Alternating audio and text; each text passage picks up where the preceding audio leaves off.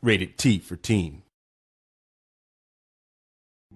I was born with the doctors only knew what it was, but I wasn't supposed to walk. I had to wear those little brown shoes with the wide soles and the little bracelets that come up. And so I never would try to walk because I didn't like them, so I would crawl and drag my lower body with my upper body.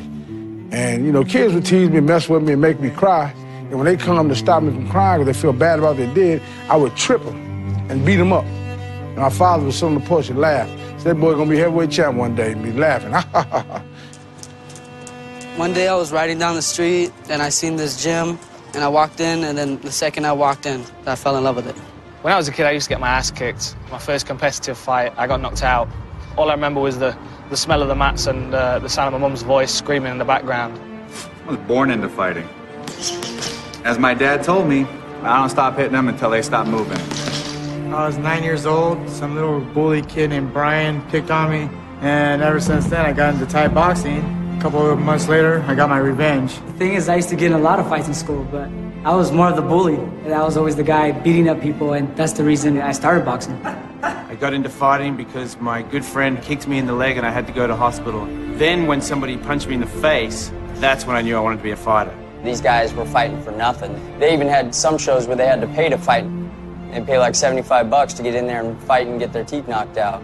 They just loved the sport so much that these fighters would do anything to get in there, and there's nothing more real than that. My mom said, don't do it, you're gonna get hurt.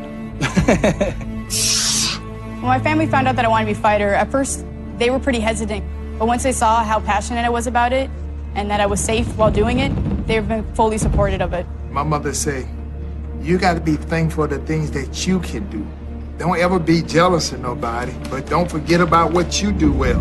Evander, you see him doing things that heavyweights just don't do. And that's what made him one of the greatest heavyweights of all time. Perseverance is everything. That's dedication and training, dedication and knowledge. The day you quit learning is the day you quit breathing. My inspiration is to be the best pound-for-pound fighter out there. I don't want to just be no ordinary fighter where I just go up there, people don't even know who you are. I want to be somebody that people are going to remember. I fight for the love of the sport, the love of the competition. The difference between me and every other fighter is that I genuinely enjoy hurting people. I fight for fun. Fighting is a thing that all men should do. That's why you have pectorials, so that you can push your hand through somebody's face. I fight because I want to be a world champion. Easy as that. I fight for honor. I fight for equality.